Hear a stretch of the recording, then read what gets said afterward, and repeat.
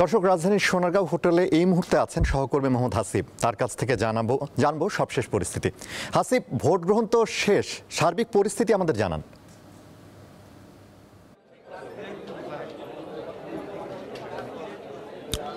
আনোয়ারুল, 4:10 আসলে ভোট গ্রহণ শেষ হয়েছে, অর্থাৎ 4টা পর্যন্ত বেসিক্যালি টাইম ছিল, কিন্তু যারা ভেতরে ছিলেন যে কয়েকজন ভোটার তাদের আসলে ভোট শেষ হতে হতে প্রায় 10 মিনিট সময় বেশি লাগে, যার ফলে 4:10 আনুষ্ঠানিকভাবে ভোট গ্রহণ শেষ হয় এবং এখন ভোট গণনা চলছে।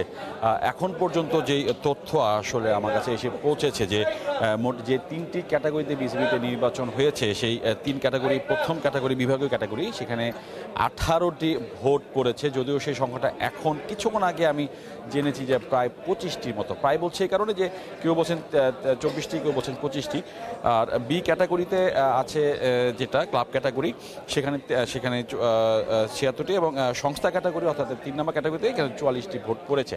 তো সব মিলিয়ে আসলে ভোটের সংখ্যাটা যত সময় যাবে ততটাই বাড়বে, এটাই খুব স্বাভাবিক। এবং সন্ধ্যা 6টার সময় আনুষ্ঠানিক ব্রিফিং হওয়ার কথা। আমার ঠিক পেছনে পোডিয়াম রাখা আছে, আপনারা দেখতে পাচ্ছেন কিনা।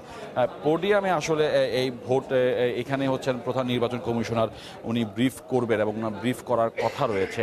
এবং এইখানে আসলে অফিসিয়ালি ব্রিফ হবে এবং এখান থেকে সরাসরি ব্রিফ হওয়ার পরে তারপরে যে নতুন সদস্য পরিচালনা পর্ষদ তারা একটা বৈঠক করবেন, করে সেখান থেকে হচ্ছেন তারা নতুন সভাপতি এবং সহসভাপতি দুজন তারা নির্ধারণ করবেন। সেখানে একটা মৌখিক ভোটাভুটি বিষয় থাকবে এবং সেটা হওয়ার পরে সন্ধ্যা 7:30টার দিকে অফিসিয়ালি প্রেসিডেন্ট নির্বাচিত কে হচ্ছেন তিনি আসলে তার নামটা এখান থেকে আবার ঘোষণা হবে। এবং সর্বোপরি সব কিছু মিলে মোট কতগুলো ক্যাটাগরিতে মোট কতগুলো ভোট পড়েছে, 3টা ক্যাটাগরি যেহেতু, কতগুলো ভোট পড়েছে, কতগুলো ভোট পড়েনি, কারা আসেনি, সব কিছু মিলে আসলে এখান থেকেই ফাইনাল সিদ্ধান্তটা আনুমানিক রাতের 9টার দিকে জানা যাবে বা জানাবে প্রধান নির্বাচন কমিশনার মোহাম্মদ হোসেন শো, তার সঙ্গে আরও যে দুজন সহকারী নির্বাচন কমিশনার রয়েছেন।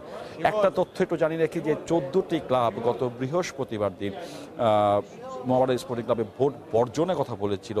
তাদের মধ্যে থেকে একজন শেখ বশির, যিনি আবাহনী ক্লাবের একজন কাউন্সিলর, তিনি কিন্তু আসলে আজকে ভোট দিতে আসেন, যেটা কিন্তু খুবই আশ্চর্যজনক বিষয় হয়ে দাঁড়িয়েছে। এবং 191 জন ভোটারের সংখ্যাটা আমরা শুরু থেকে বা গতকালকে পর্যন্ত আমরা তাই জেনেছিলাম, কিন্তু আজকে সকালবেলা আরেকজন ফয়জুর রহমান নামে, তিনি কিন্তু সকালবেলার দিকেই প্রায় ভোট শুরু হওয়ার প্রায় 1-1.5 ঘন্টা আগে উনি নির্বাচন বয়কট করেছেন। সেই হিসাবে 190 জন ভোটার বা 190 জন ভোটার নিয়ে আসলে এই ভোট গ্রহণ শুরু হয়। যদিও ব্যালট পেপার তার নাম ছিল, কিন্তু তার এই নির্বাচন শুরু হওয়ার 1-1.5 ঘন্টা আগে তার ভোট বয়কট করাটা আসলে এটা কোনোভাবেই ব্যালট পেপার থেকে নাম যাবে না, এটাই খুব স্বাভাবিক।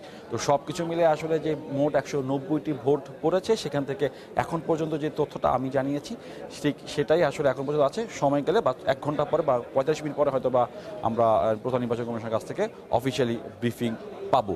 আনোয়ারুল। হাসিব, আপনাকে ধন্যবাদ।